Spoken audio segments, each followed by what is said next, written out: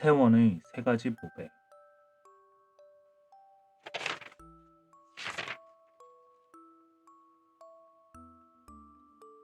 전하는 말에 의하면 산서 태원이란 곳에 무가지보로 세상에 널리 알려진 세 가지 보배가 있다고 한다. 그 첫째는 진나라 초기 사람 왕이지가 태원부에 써준 태원부 현판이요. 그 둘째는 당나라 초기 사람 오도자가 한 초부에게 그려준 백선화요.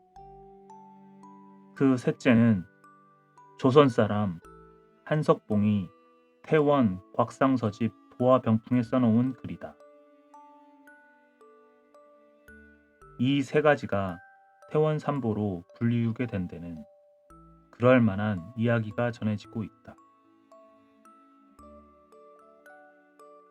첫 번째 보물, 왕이지의 태원부 현판. 진나라 초기 때의 일이다. 나라에서는 처음으로 태원부를 세우고 왕이지의 친구를 태원부사로 봉하여 내려보냈다. 어명을 받고 내려온 부사는 도임하는 날로 태원부 수선에 달라붙었다.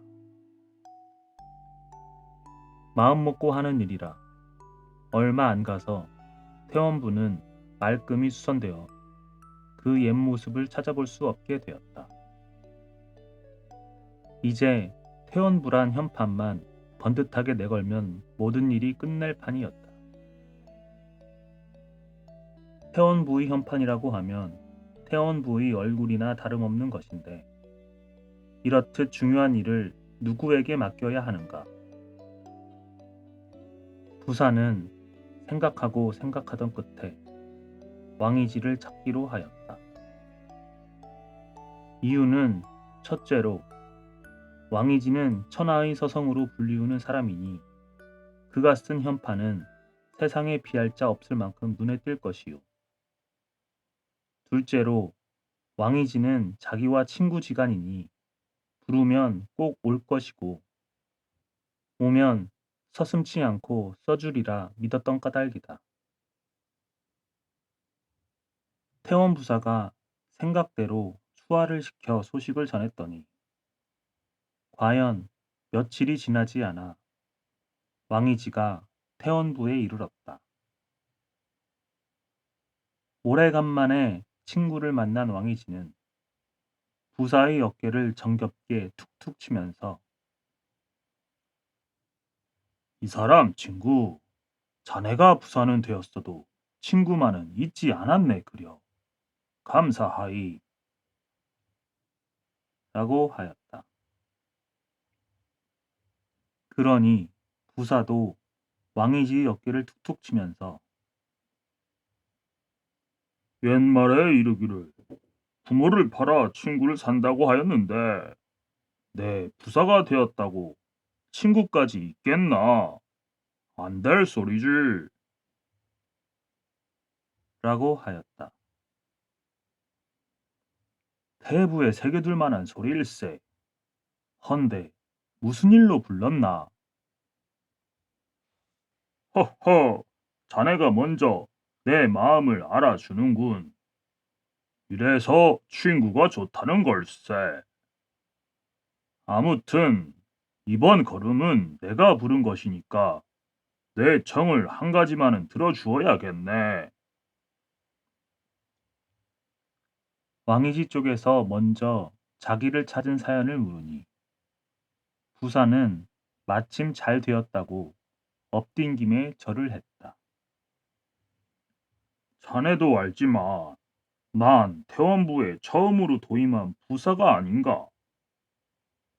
그러니 태원부에 편액부터 눈에 띄게 걸어놓고 정사를 옳게 다스릴 작정이네. 그 현판을 자네가 꼭 써줘야겠네. 그렇게 하세. 왕이지는 한마디로 선선히 대답했다. 그런데 웬일인지 왕이지는 도무지 붓을 들렴도 안 했다. 하루가 가고 이틀이 다 지나도록 술상에 앉아 그저 그동안 친구 간에 그립던 회포만 잔뜩 늘어놓을 뿐이었다. 사흘째 되는 날, 부사는 더 참을 수 없어 무슨 일이 있더라도 꼭 현판만은 씌우리라 마음을 먹었다. 그런데 조반을 치르자 부사가 말을 꺼내기도 전에 왕이지 쪽에서 먼저 말을 꺼냈다. 이 사람 친구, 내 오늘은 그 현판을 써야겠네. 원 사람도 그것부터 써놓고 놀았다면 얼마나 통쾌했겠나. 난 은근히 속을 태웠네. 하하하, 내 친구의 속심을 모르는 바 아니네.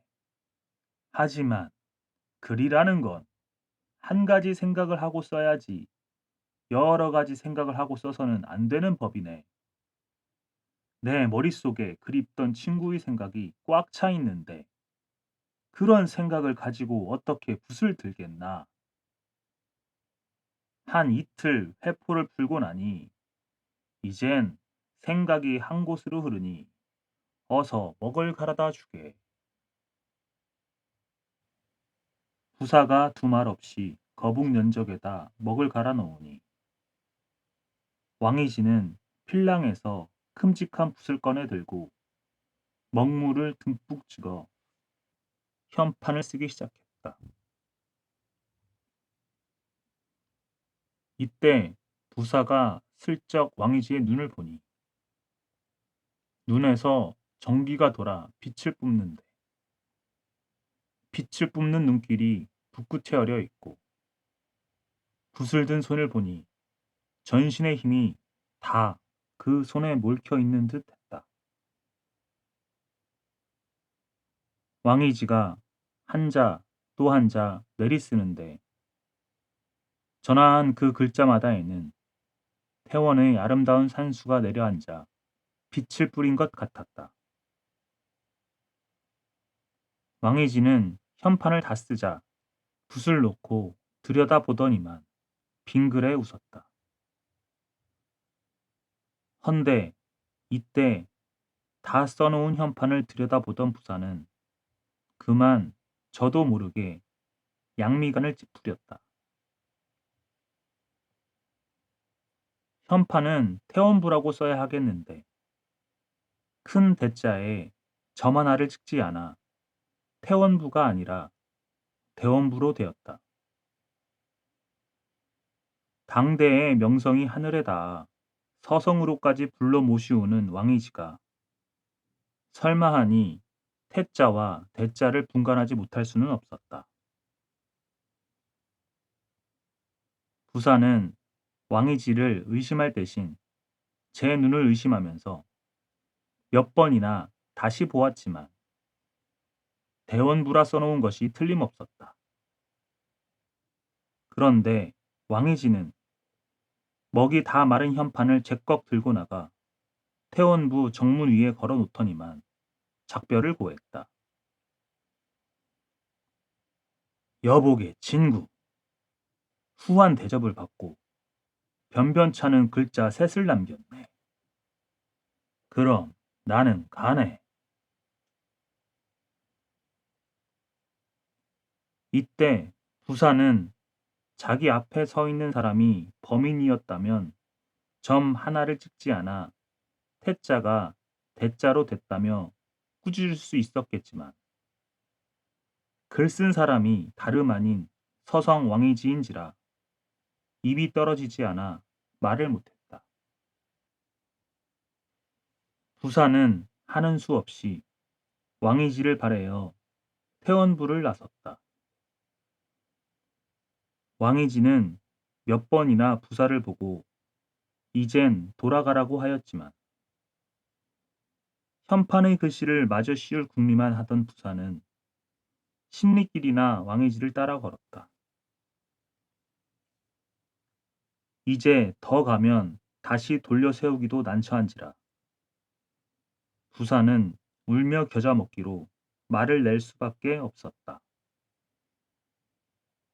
바로 이때 왕이지가 먼저 말을 걸었다. 이 사람 친구, 내 자네가 따라온 속셈을 알 만하네. 말을 마친 왕이지는 걸음을 멈추고 획 돌아서더니 필랑에서 먹물이 채 마르지 않은 붓을 꺼내어 태원부 쪽으로 획 뿌렸다. 왕이지가 뿌린 붓이 엥 소리를 내며 태원부 쪽으로 화살같이 날아갔다. 이 사람 친구, 이건 대체 어인 일인가?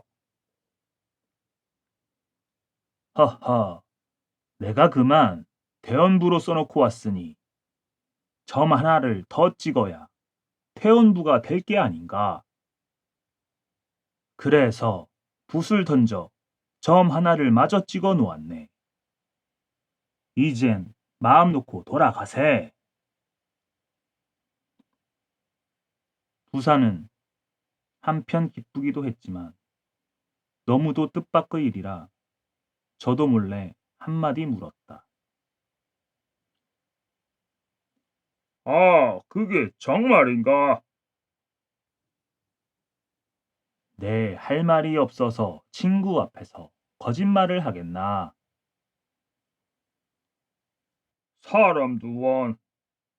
그럼 애초에 점 하나를 찍어 놓을 것이지. 친구의 간장을 말리면서 심리나 되는 얘까지 와서 붓을 뿌릴 게 뭔가? 그래, 점 하나를 깜빡 잊었던가? 아니면 재간을 피워보느라고 그랬던가? 배운 재간을 써본 걸세. 붓을 던져 글을 쓴다는 소리는 내 평생 처음 듣네. 아마도 신선한테서 배웠나 보이. 아닐세. 떡을 구워 파는 아낙네들한테서 배운 걸세. 왕이지는 그 재간을 익힌 자초지종을 부사에게 이야기했다. 한 번은 왕이지가 배고파 한 떡집에 들어갔다. 그런데 무심결에 볼라니 그 떡을 구워 파는 부인들의 재간은 실로 하늘이 굽어볼 만하였다. 세 부인이 일하고 있었는데 집안에서 떡을 미는 부인이 납작하게 떡을 밀어서 보지도 않고 획 던지면 그 떡이 떡 굽는 부인의 기름가마 위에 그 모양 그대로 뚝 떨어지고 떡 굽는 부인이 그 떡을 구워서 보지도 않고 허공 중에 흩뿌리면 그 떡 역시 그 모양 그대로 저자에서 떡 파는 부인의 떡그릇에 떨어지는데 떡 파는 부인은 보지도 않고 한 손으로 돈을 받으며 한 손으로 떡을 쥐어주건만 떡 개수가 하나도 차나지 않았다. 그리하여 왕이지가 그 재간에 찬탄을 표했더니 한 부인이 하는 말이 과찬의 말씀이지요. 능하면 생소한 것이 없다 했거늘 익히고 또 익히면 세상에 익히지 못할 재간이 어디 있사오리까? 라고 하였다 한다. 그때로부터 왕이지는 부인네들의 말을 명심하고 더욱 글쓰기에 공력을 들였는데 매일 벼루돌이 먹물을 씻어서 던지는 바람에 왕이진의 뜨랑 연못이 시꺼먼 빛을 띠었다고 한다. 이 사람 친구, 하찮은 백성이라도 배울 것은 많다네. 백성에게서 배울 줄 모르면 백성을 다스리는 도를 모를 것일세. 그럼 다시 만나세. 왕이지가 말을 마치고 떠나자 부사도 급급히 십리길을 되걸어서 태원부에 이르렀다. 돌아온 부사는 현판부터 쳐다보았다. 그랬더니 왕이지의 말 그대로 과연 십리 밖에서 뿌린 붓이 날아와서 큰 대자 밑에 점 하나를 찍어 놓았는데 크지도 않고 작지도 않고 높지도 않고 낮지도 않게 꼭 제자리에 찍혀 있었다. 보통 사람 같으면 바로 가까이에서 붓을 들고 쓴다 해도 그처럼 힘있고 전화하게 쓸 수는 없을 것이었다. 태원 부사는 너무나 감동하여 무릎을 툭 쳤다. 과연 서성의 재간이로다. 후세에 길이 전할 만한 글이로다. 무족지연 비천리라고 발 없는 말이 천리를 가서 하루 새에 이 소문은 태원 바닥을 들었다 놓았고 무족지연 비천리라고 발 없는 말이 천리를 가서 하루 새에 이 소문은 태원 바닥을 들었다 놓았고 며칠이 지나지 않아 온 나라를 휩쓸어 왕이지가 써놓은 태원부 현판을 보러 오는 사람이 날마다 구름 모이듯 하였는데 후에 이 태원부 현판은 태원부의 보배로 되었다 한다.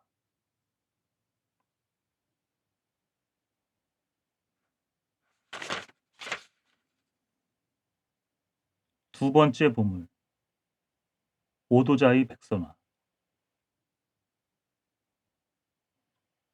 당나라 초기 때의 이야기다. 중원 하남 땅에 오도자라는 사람이 있었는데 비천한 가정에서 태어났지만 그림을 하도 잘 그려 화성으로까지 받들렸다. 오도자가 새를 그릴 때 날개를 그리면 그 새가 날아나고 오도자가 꽃을 그릴 때 꽃잎을 다 그리면 즉시 향기가 진동해서 나비가 날아들었다고 하니 그림 재간을 가히 알 수가 있다.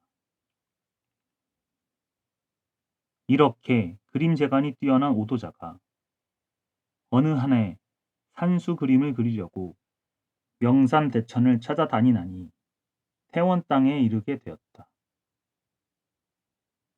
헌데 명산 대천을 찾느라 길 없는 길을 걷다 보니 노독이 난 데다가 주림까지 겹쳐들어 그만 산 기슭에 정신을 잃고 쓰러졌다.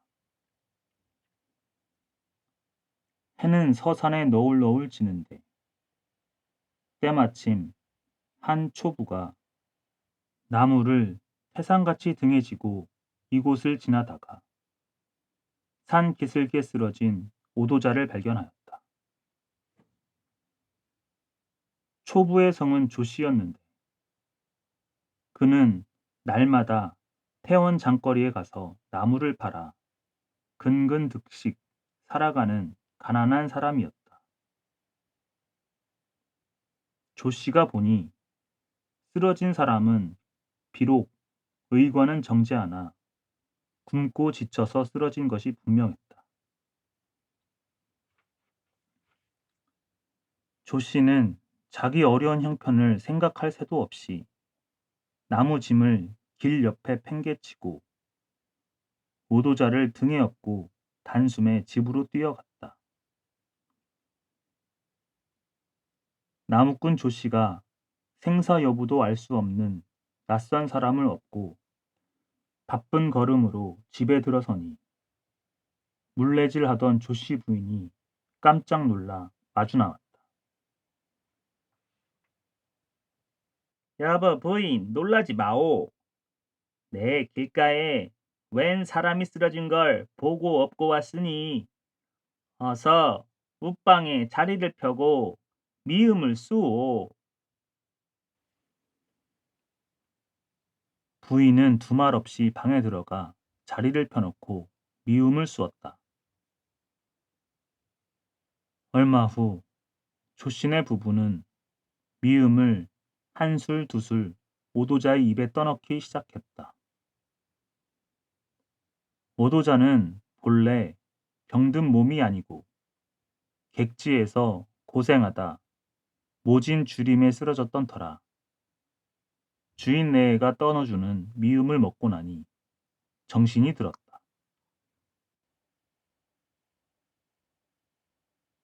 아이고 손님 살았구만유. 살았수다. 오도자 방안을 살펴보니 비좁은 방안도 생소한 곳이요. 사람도 생면부지의 낯선 사람들이었다. 여보시오, 당신은 누구시며 여기는 어디시오? 예, 소인은 나무장사 조씨옵고 이 사람은 제 아내올시다. 누추한 방이나마 허물지 마시고 옥체를 구하옵소서. 내 굶고 기진해서 길가에 쓰러진 것이 분명한데 마음이 비단 같은 임자가 날 구했구려.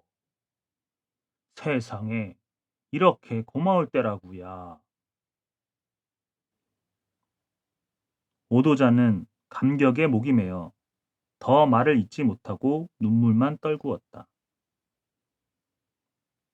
이튿날 오도자는 조신의 집을 떠나려 했지만 원기가 회복되지 못한 데다 조씨가 극성스레 만류하는 바람에 눌러앉고 말았다. 그런데 보리 저녁 때쯤이 되니까 조씨가 고깃괭이를 들고 벙글거리면서 돌아왔다. 어제 길가에 벗어놓은 나무짐을 지고 태원 장거리에 가서 쌀과 밥 구워 왔던 것이다. 그날 저녁을 맛있게 먹고 난 오도자가 빈방에 홀로 앉아 어떻게 하면 마음씨 고운 이 부부의 은혜를 갚을까 하고 이궁리 저궁리 하는데 느닷없이 아래 방에서 물레질 소리가 들려왔다. 오도자가 내려다보니 등불도 없는 새까만 방에서 조씨 부인이 물레를 잡고 있었다. 먹물을 풀어놓은 것 같은 새까만 방에서 들려오는 물레질 소리는 구슬프게 흐느끼는 울음소리 같은데 가담가담 오리가 끊어져 손떠듬으로 그 끊어진 시로리를 입노라고 물레 소리가 들리지 않을 때에는 오도자의 간장도 토막토막 끊어지는 것 같았다. 오도자는 한숨을 쉬며 주인을 찾았다. 여보, 주인. 임자는 부인이 날마다 이처럼 어두운 방에서 물레질하는 걸 볼 터인데 어찌하여 방도를 대지 않으시오? 저렇게 어두운 방에서 물레질을 하려니 여간 안타깝겠소이까. 부끄러운 말씀이오나 어디 기름 살 돈이 있습니까? 하오나 날마다 하는 일이니 불을 켜지 않는다 해도 이젠 손끝에 눈이 내려붙어 별일이 없사옵니다. 주인의 말을 들으니 오도자는 가슴이 뭉클해났다. 구차한 살림에는 니탈내탈하며 말썽이 많은 법인데 이 집 내외는 화목하기가 한 사람 같고 남을 돕는 것을 낙으로 여기니 참으로 고마운 사람들이었다. 오도자는 이 마음씨 착한 사람들에게 꼭 은혜를 갚으리라 마음먹고 자리에 누웠다.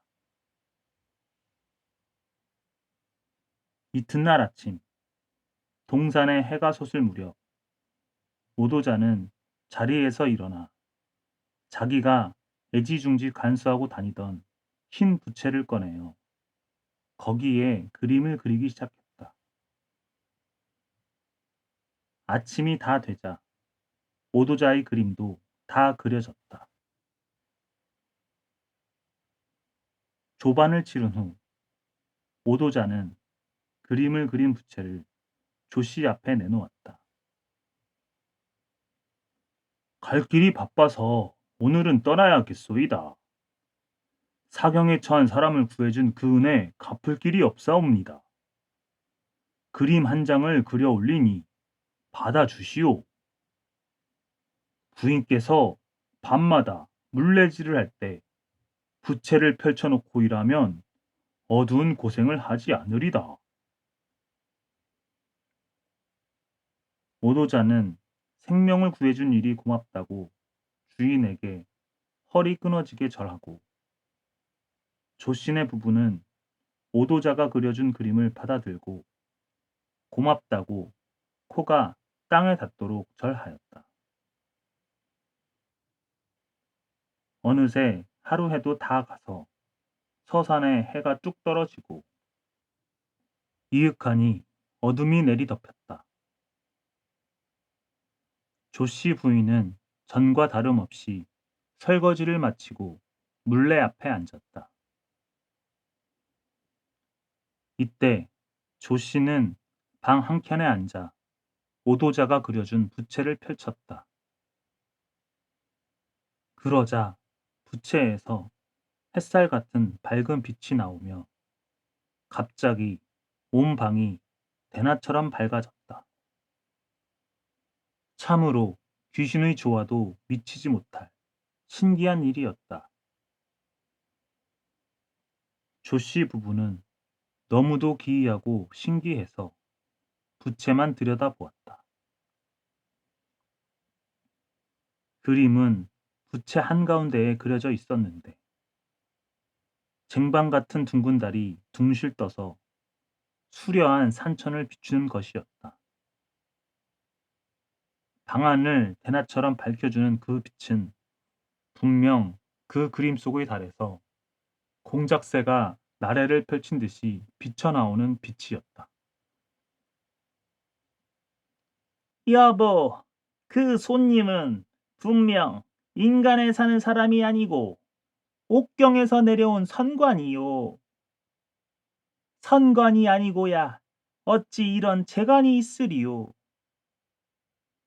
여보, 부인, 내 이 그림 부채를 펼쳐놓고 있을 테니 어서 물레를 돌리요.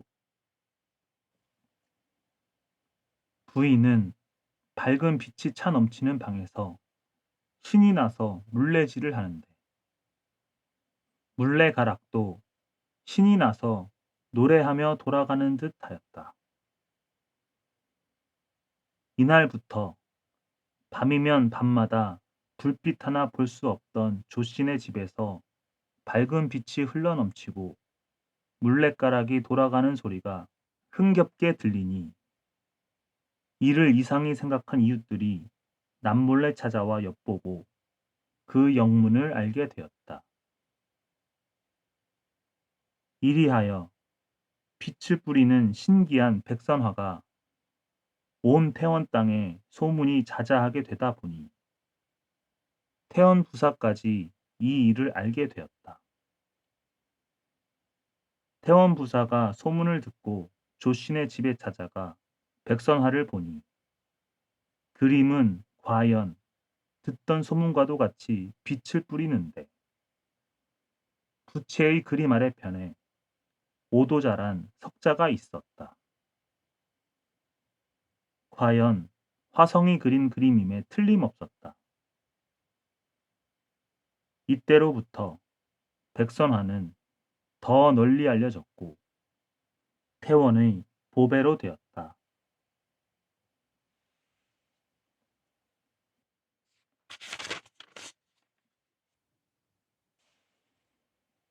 세 번째 보물, 한석봉의 도화병풍서. 명나라 초기 때의 이야기다.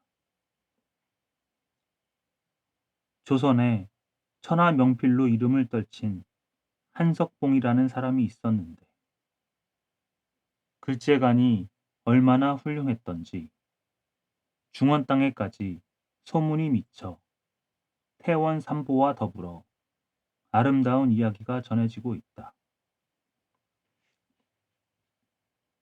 한석봉은 세상에 태어나자 떡국 장사를 하는 홀어머니 슬하에서 고생스레 자라났다.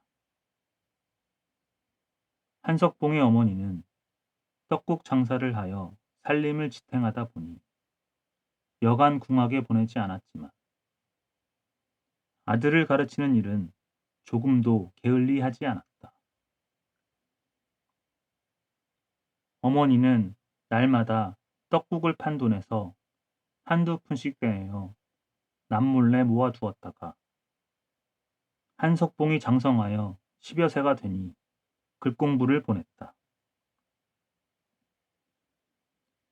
석봉아, 나만은 가슴속에 뜻을 세워야 하고 뜻을 세웠으면 어떻게 하나 그 뜻을 이뤄야 하느니라. 오늘부터 산속에 들어가 글을 익히되 10년이 되기 전에는 어떤 일이 있더라도 돌아오지 말아라. 어머니, 명심하겠습니다. 여지까지 기둥같이 믿어오던 어머니 곁을 떠나본 적 없는 석봉이지만 어머니의 간절한 소원이요. 엄한 분부라 집을 나서지 않을 수 없었다. 한석봉은 어머님이 떡국 팔아 모은 돈을 가슴에 품고 산속의 절간을 찾아가 스님을 스승으로 모시고 글공부를 시작했다.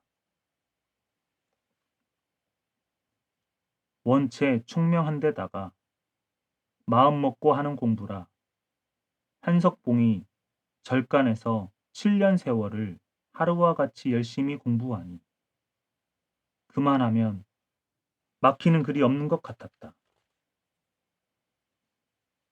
게다가 홀로 계신 어머니 생각이 간절하여 한석봉은 7년이 지나자 그만 집으로 돌아오고 말았다. 헌데 1년 365일, 한 해도 아닌 7년 세월을 산에 가서 글 공부하던 아들이 돌아왔는데 어머니는 전혀 기뻐하는 기색도 없고 아들의 인사도 반갑게 받지 않았다.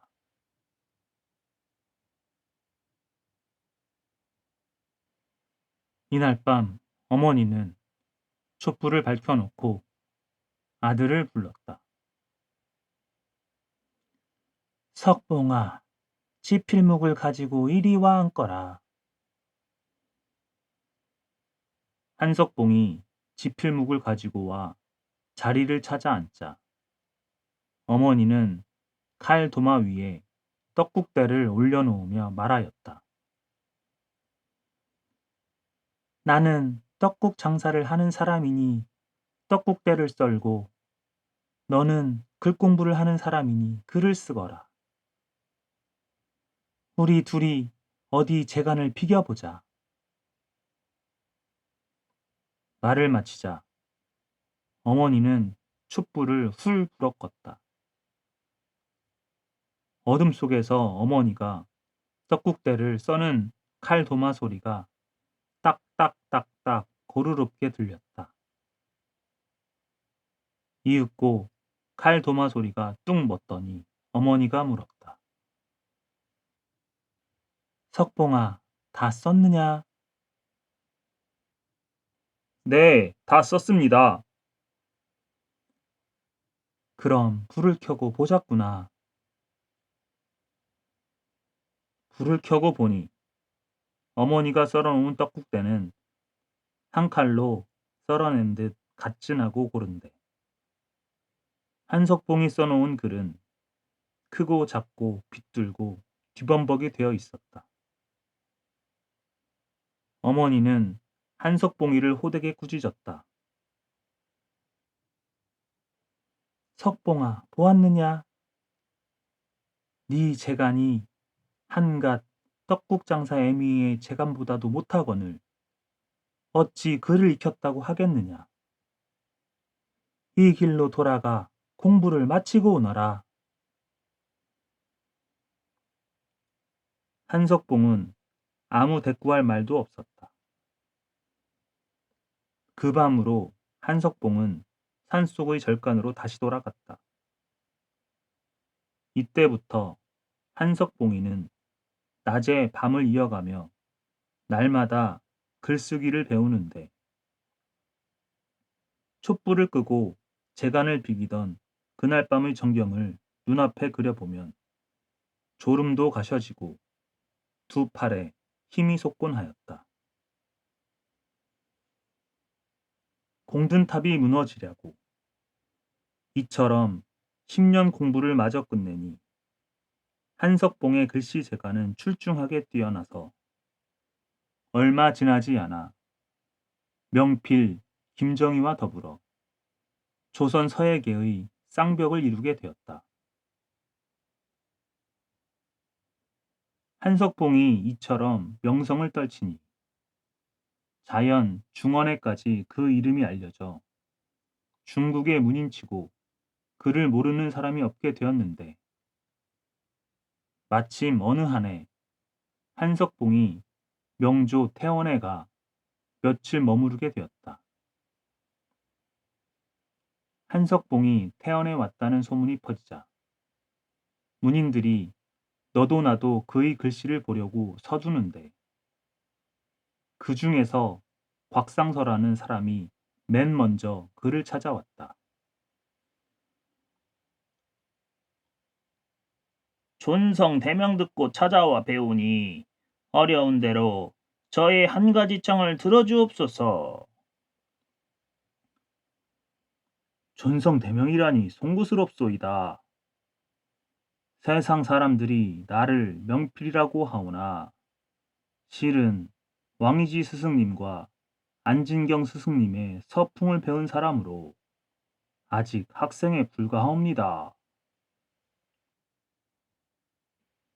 혐오의 말씀이시요. 그럼 무슨 청인지 어서 말씀하시오. 저희 집에 도화를 그린 병품이 있사온데 그림은 명하이오나 좋은 그림에 글이 없는 것이 흠이옵니다. 바라건대 서성의 손을 빌까 하오니 도화 병풍에 그 필체를 남겨주옵소서. 허허, 나를 보고 서성이라니 과분한 말씀이요. 하오나 소원이 간절하시다니 필체는 남기고 가오리다. 한석봉은 곽성서를 따라 그의 집으로 갔다. 가보니 곽상선의 너른 방에 펼쳐놓은 12폭 도화 병풍은 아닌 게 아니라 가관이었다. 그 병풍 만든 솜씨는 신선이 재간을 피운 듯 정교하기 그지없는데 병풍에 그려놓은 도화꽃을 보니 절세 가인의 웃음을 머금은 얼굴인 듯 참말로 보는 이의 눈을 현란케 했다. 한석봉은 그림 앞에 서 있는 것이 아니라 아름답고 향기 그윽한 꽃 속에 서 있는 듯 한식경이나 황홀에 있다가 다시 그림을 자상히 살펴보니 그 꽃빛깔에는 더구나 화공의 솜씨가 어려 있었다. 다 같은 복숭아 나무에 피어난 꽃이지만 윗가지에 피어난 꽃은 붉고 아랫가지에 피어난 꽃은 붉은 중에도 흰 빛이 석연하니 이 속에 꽃을 그리는 오묘함이 있었다. 한석봉은 잠깐 눈을 감고 글귀를 더듬더니 뒤미처 피를 들어 도화 병풍에 이런 글을 써놓았다. 다 같은 도화원만 아래 위까지 빛깔 달라. 그 어인 연고냐고 동풍더러 물었더니 다행히 그 사이에 말할 줄 아는 새가 있어. 윗까지 진 붉은빛 비쳐서 아래 꽃잎 발그레하다 하더라. 한석봉이 일필휘지로 이렇게 써놓으니 아름다운 그림에 명필의 필체가 어울려 도화 병풍은 한결 더 빛발쳤다. 헌데 곽상선은 써놓은 글을 보더니 어딘가 서운한 생각이 들었던지 겉으로는 허리 굽혀 인사하며 예절스럽게 대했지만 한석봉이 자리를 뜨자 도화 병풍을 겹쳐서 한켠에 밀어놓고 거들떠 보지도 않았다. 그러던 어느 날이었다. 하루는 곽상서가 시골에 다녀갔다가 밤 늦게야 집으로 향하는데 갑자기 눈앞이 환해지는 것 같았다. 곽상서 이상한 생각이 들어 두리번 사방을 살펴보니 하늘이 조화를 부리는지 갑자기 가기가 서리며 한 줄기 빛이 자기 눈앞으로 비쳐왔다. 곽상서는 이것이 평생에 처음 당하는 일이라 급히 말을 몰아 그 빛을 따라 달렸다.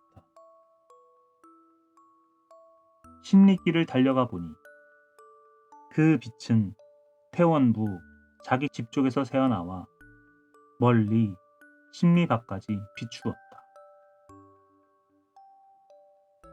갑자기 집에 무슨 보배라도 생겨서 저런 빛을 뿜는 걸까? 곽상서는 천방지축으로 빛발을 따라 방에 들어가 보니 방 안에 불도 켜놓지 않았는데 그 눈부신 빛발은 겹쳐 세운 병풍 속에서 흘러나오고 있었다. 곽상서가 부랴부랴 도화 병풍을 펼쳐보니 다름 아닌 한석봉의 글이 그런 현란한 빛을 뿌리고 있었다. 곽상서는 그제야 무릎을 툭 쳤다. 과연 만천하에 빛발치는 필체로다. 곽상서는 지난 일을 생각하고 스스로 자책내송하며 한석봉이 도화 병풍에 써놓은 글을 향하여 공손히 허리 굽혀 절하였다. 그날부터 곽상서는 도화 병풍을 펼쳐놓고 하루에도 몇 번이고 그 빛발치는 글을 보고 또 보았다. 병풍을 겹쳐 두었을 때도 심리나 광채를 뿜던 한석봉의 글은 병풍을 펼쳐놓자 더 현란한 광채를 뿜어 집안에 해가 돋은 듯 하였다. 이 소문은 날개가 돋쳐서 온 중원 땅에 퍼졌는데 조선 사람 한석봉이 도화 병풍에 써놓은 글은 회원의 보배로 되어 이 아름다운 전설을 지금까지 전해주고 있다.